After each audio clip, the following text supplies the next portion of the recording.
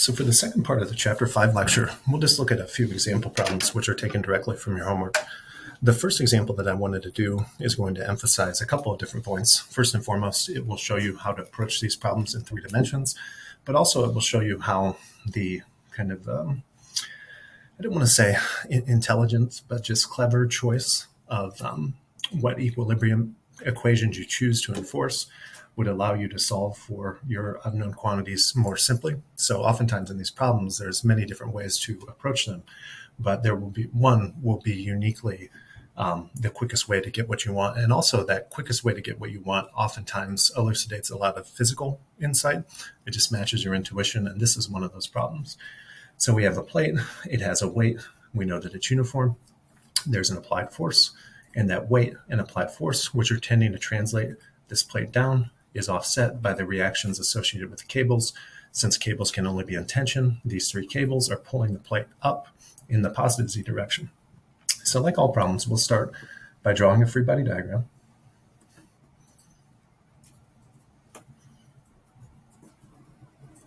So I have my plate here. And remember that the free body diagram is just a modeling tool, and this line should have been parallel there, so not the prettiest drawing. I'll make it just a little bit thicker to be less ugly.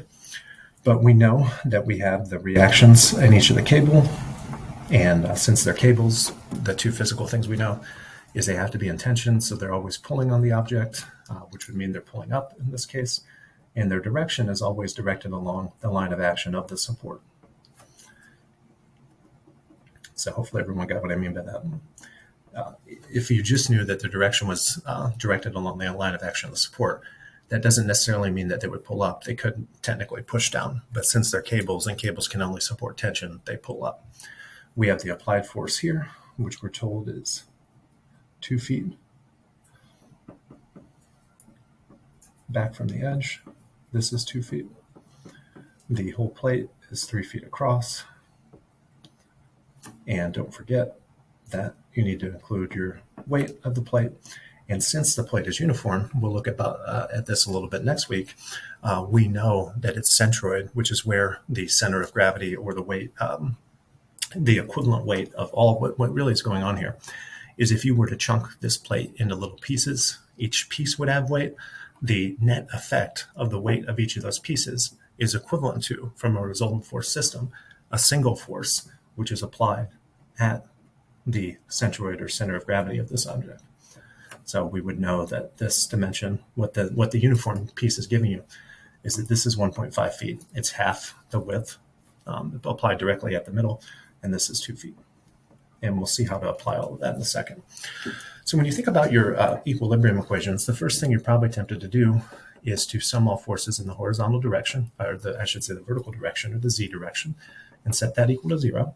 So what do we know? Well, if this is true, then the 3 forces which pull up in the z direction, which are just the 3 tensions, have to counterbalance or offset the weight plus the applied force. So we kind of, it's weird in this class, at least when I teach it, we go from having very rigorous mathematical formulations at the beginning to kind of get the hang of things. And then as we transition later on in the course, going back to a formula, kind of an approach to the problem that emphasizes more of your physical intuition. So that's what we have for the different force equations. And if you think about this, this is the only translational equation of equilibrium that you can apply, because all of the forces acting upon this body are purely in the z direction. So you can sum all forces in the x and y direction if you like, but it's just going to tell you 0 equals 0, or it will give you a meaningless identity. So we're going to have to find the remainder of the reactions by enforcing equations related to the rotational equilibrium of this body. Now, there's different ways to do it. You could pick any arbitrary 2 points and compute the moments about those points. However, you'll see that physically, your best approach is going to actually be to compute moment about axes. And the reason that you want to compute moment about axes, and not just any axes, is you can pick 2 axes along this plate such that you can isolate the rotational effect to just one of the 2 applied forces, namely the applied force of the weight and one of the reactions. Well, what do I mean by that? Well, if I took and I created a new axis here, call this your AB axis, and you call this the positive direction. If you notice, the 2 reactions, the tension at C and the tension at A, along with applied force, won't tend to induce any rotation about this axis because their lines of action pass through it. So really, if I were to compute a moment about this AB axis with my traditional counterclockwise positive sign convention, this is a very, very easy moment to compute because the only two forces that compute to it, that factor into it, are the weight and the reaction at B, because the other three have lines of action that pass through those axes. And in addition, we can read out the perpendicular distances directly. We know that the weight is 1.5 feet since it's a uniform plate from that right edge. So if we define that as an axis, and we can kind of see that, imagine you have a book for a plate, pin it along that axis and just look what its weight would do. If you're looking down the positive axis, that's going to be a counterclockwise rotation. So I can say that this means that the weight times 3/2, and that's going to be a positive rotation since it's in the counterclockwise direction, is offset by the tension in row B, which has a perpendicular distance of the entire weight of the plate. So you can solve this if you want, but basically what you're going to find is what? So do the math, but I want you to think about it a little bit more. Whatever rotation the weight would apply, since it is only half the width of the plate out, the tension in this cable, in order to offset that rotation, only has to be half the weight because the perpendicular distance is twice as much. So this is just the common concept that if you've ever loosened fasteners around your house, and you know if you grab a wrench that's twice as long, you only have to push half as much. So if you solve this algebraically, you would find that the tension in cable B is just half the weight. So if the weight, I believe in our particular problem, sorry, I had this up earlier, but let me see if I can find it. When I do the printout, it doesn't give me these values. So 580 pounds and 220 pounds. And you may have had different values because we had the randomization on. But for this specific case where the weight was 580 pounds, that's just going to be 290 pounds. Now, what should we do for the other equation of equilibrium? Well, in a similar fashion, now that we know the tension in row B, I could compute the rotation about the axis, which is aligned with the front of the plate. So I could call this like axis AC. And again, if this were my plate, what I'm going to be doing is looking down this axis, and I'll notice that the weight is going to tend to rotate it in the clockwise direction this time. And the tension in A will counterbalance that rotation in the counterclockwise direction. The reason I chose that sign convention is it shows you an important point. The kind of choice of sign convention is somewhat arbitrary as long as the rotations offset one another. So in addition, I should have, when I kind of did that example, you not only have the weight rotating in the clockwise direction about the axis AC, but also the applied force. So let's enforce that condition of equilibrium about axis AC, and we'll do counterclockwise positive. Well, the other nice thing here is we have these perpendicular distances again.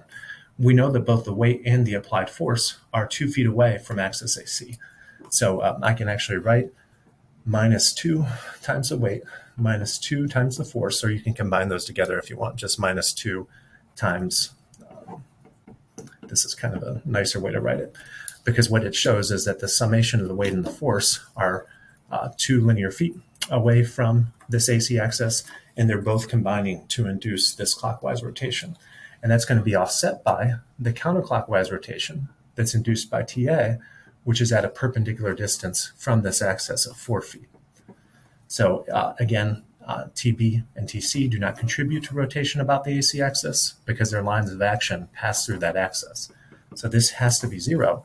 So what that means is that TA is just going to be 2 times W plus F divided by 4, or another way to say that is just half of the weight and the force. So if the weight was 580 and the force was 220, that would be what, 800? Half of 800 is just going to be 400 pounds.